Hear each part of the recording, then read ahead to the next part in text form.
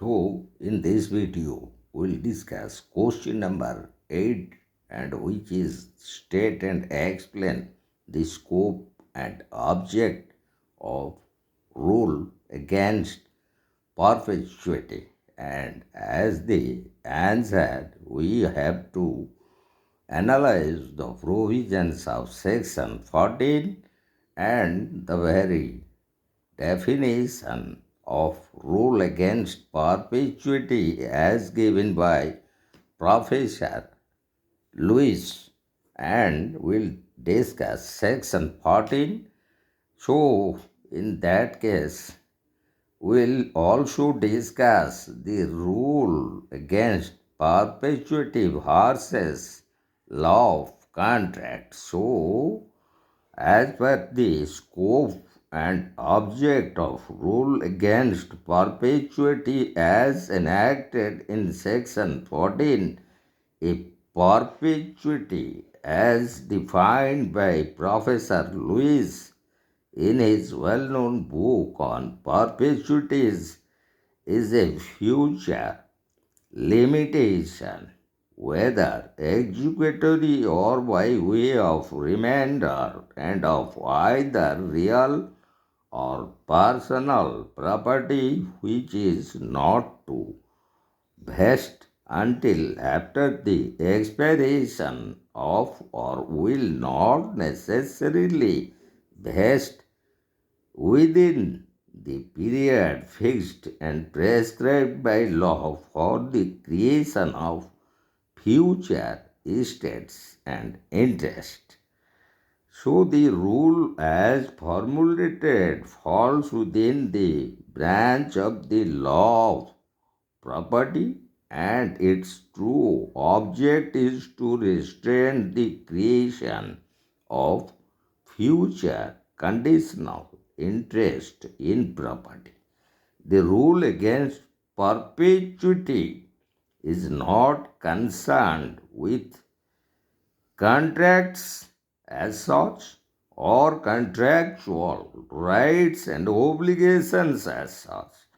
Thus, in this particular context, we will discuss one important leading case, and that is Walls versus Secretary of State of India in 1867.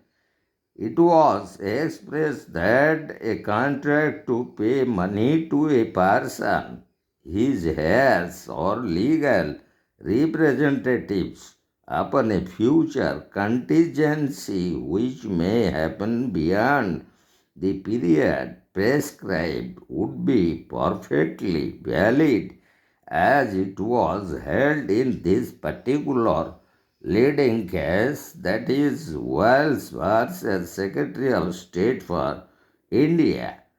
As it is therefore well established that the rule of perpetuity concerns rights of property only, then does not affect the making of contracts which do not create the rights of property.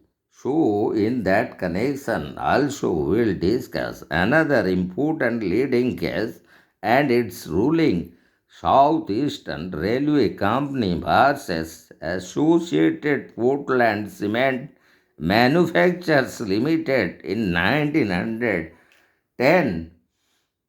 It was held that the rule does not therefore apply to personal contracts which do not create interest in property.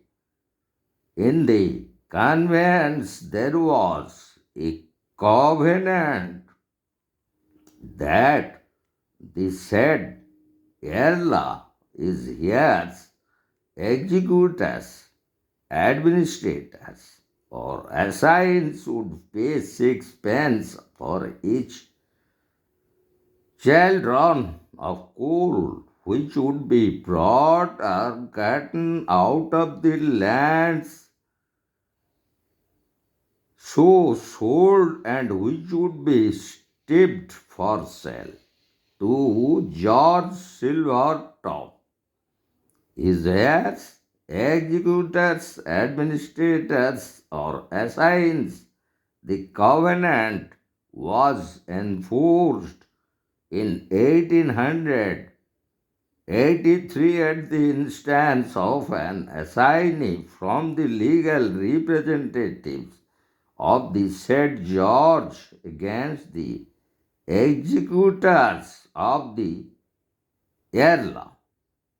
The Lord Chancellor Earl of Salisbury overruled the plea that the covenant offended the rule against perpetuities on the ground that though the covenant had relation to land, it did not amount to a reservation of any interest in land. In English law, a contract for purchase of real property is regarded as creating an equitable interest, and if, in the absence of time limit, it is possible that the option for repurchase might be exercised beyond the prescribed period fixed by the perpetuity rule. The covenant is regarded as altogether void. It has therefore been held that a covenant for preemption, unlimited in point of time, is bad, as being obnoxious to the rule against perpetuities. The point was settled by the Court of Appeal in another important leading case, that is London and South Western Railway Company versus Gome in 1882. Lord Chancellor expressed, which is the leading English authority on the point. In this case, the plaintiff company conveyed certain lands to Powell in 1865, and Powell covenanted with the company that he, his heirs, and assigns would at any time, on receipt of £100, reconvey the lands to the company. In 1879, the defendant Gome purchased the land from Powell's heirs with notice of the above covenant, and in 1880 the company gave the defendant a notice to recover the land, and on his refusal brought this suit for specific performance. And Justice K gave the plaintiff a decrying of the opinion that as the covenant did not create any estate or interest in the land, it was not obnoxious to the rule against perpetuities. This decision was reversed by the Court of Appeal, and it was held that the option to purchase created an equitable interest in the land which attracted the operation of the perpetuity rule. Sir George G. Shell observed that the right to the call for a conveyance of land was an equitable interest or equitable estate. There was no doubt about it in an ordinary case of contract for purchase, and an option for repurchase did not stand on a different footing.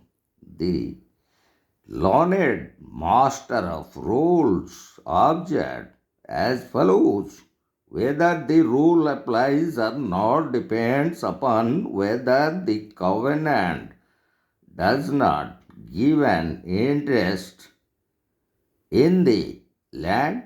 If it is a bare or mere personal contract, it is of course not obnoxious to the rule, but in that case it is impossible to see how the present appellant can be bound. He did not enter into the contract, but is only a purchaser from Powell, who did. If it is a mere personal contract, it cannot be enforced against the assignee. Therefore, the company must admit that it somehow binds the land. The right to call for a convenience of the land is an equitable interest or equitable estate. In the ordinary case of a contract for purchase, there is no doubt about this, and an option of purchase is not different in its nature. A person exercising the option has to do two things. Either he has to give notice of his intention to purchase, and either or he has to pay the purchase money. But as far as the man who is liable to convey is concerned, his estate and interest is taken away from him without his consent, and the right to take it away being vested in another. The covenant giving the option must give the other an interest in the land.